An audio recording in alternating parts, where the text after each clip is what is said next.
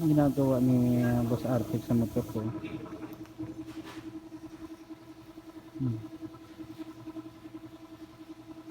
Nagpasya lang ako sa kanya dito eh. Umihi lang ako. Pagbalik ko, nakita ko ano. Boss! Ano yung... Oy, Ay! Ba't nangyari sa motor ko, boss? eto kakabit natin tong pinadala na bracket galing Oo. kay Sir Ronald RM Brackets.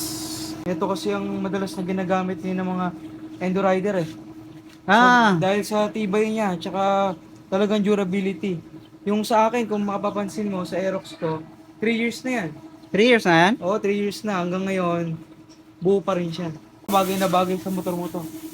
Na nag-endurance ka na, so kabit. Sige, boss! Bracket naman ni RM is may kasama ng mga tornilyo. And magandaan dito sa bracket ni RM Brackets, connected siya sa sa mismong batalya ng motor. So, buwan natin na buhatin, makikita nyo. Kaya natin na Gaano katibay? gaano katibay ang RM bracket. Okay. Diba? Okay. Kaya na bahala dyan, boss, ha? Okay. Dito sa may RM Brackets na pang NMAX version 2, wala na siyang kasamang tornilyo sa gitna, hindi tulad dun sa may Aerox version 2, may kasama. Dito sa may NMAX version 2, wala kasama kasi yung stock na tornilyo is yun pa rin yung gagamitin. Ayan, makikita mo dito sa loob. Ah, so... Ayan, yan yun. lang talagang gagamitin niya. Oo, yan pa rin yung gagamitin. Kasi mahaba naman yung pinaka-tornilyo niya. So, kailangan lang yung kamay mo flexible. Kailangan gumagalaw-galaw. Muna unahin yung sentro, then yung dalawang gilid, madali na yon. Basta mahalaga, ito muna. Huwag mo munang hihigpitan totally ng todo. Ah, Tapos dito sa may boomer, itong dalawang gilid ng RM brackets. oo. Bali yung mangyari, may dalawa siyang bracket dito sa gilid. So, dito kinakabit yon. Ngayon, dahil yung mini driving light mo is wala na yung pinaka-stock bracket niya, na dapat dito natin ikakabit. So, dito na natin ilalagay kasi, Boss Arctic na bahala dyan. ayan, okay na, nakabit na natin yung dalawa. So, pagka nakakabit, di ba kanina hindi pa nakahigpit yung loob, Ah, yung sentro. Oo. Sabi ko, wag mo muna hihigpitan yung sentro. Kabit mo na yung bawat Kabit mo gilid. natin yung bawat gilid, tsaka natin higpitan yung sentro. So ngayon, naikabit na lahat, mahigpit na lahat. Tignan mo, wala pang ilaw. Oo. Kung makikita mo, ayan, pantay natin yung gulong. Tignan mo, ayun Oh, Oo. binubuhat ang motor, ah. Oh.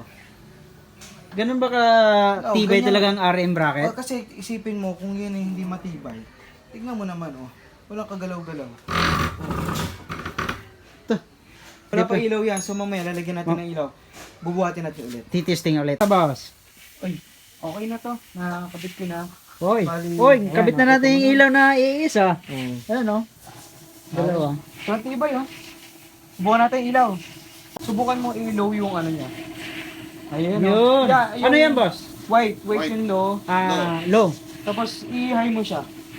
Ayun, kulay dilaw. Ang lakas, Ready na to sa sa endurance. Yan. Yan ang low. Yung dilaw, then yung low, kung kulay puti. Oo. Quality. Sabay mo yung isa, yung mini driving light niya, yung luma. Sa ibaba. Okay, Yun. Mag-overshoot ka pa dyan. Ay, hindi na. Hindi na Hindi na ako mag-overshoot. Ito lang. Parang walang alog, boss, ah. Ba? Aalog ka pero yung bracket hindi aalog. Wala, oh. Ay, po. Oh. Pwede ako titesting. Para maka-sure talaga ako na walang alog. Pwede. Sige, subukan. Parang lalaki yung braso ko dito. Aba, ayan. Parang nag-gym dyan. Okay. Ayun, Grabe, Oh. Grabe naman. Walang alog, RM brackets lang ang malakas. Naka-RM eh. RM. Boss Ronald. Di ba, boss, balita ko sasabay ka din sa endurance tapos boardsman yung gamit mo? Nabalitaan ko, wala pang bracket yung boardsman mo Sir Ronald, baka naman, sir. Baka naman sa boardsman. Ay, okay. Ayan. Ay, boss, thank you, boss. Okay. Maraming salamat, boss. Ibang gagawa dyan, si Boss Arctic lang. Okay. Siyempre, shoutout natin si kasama natin. Ayan, shoutout kay Boss Dennis. Mga kapwa endo rider din natin yun. So, yan. Okay. RM lang, malakas. Yeah. Alright?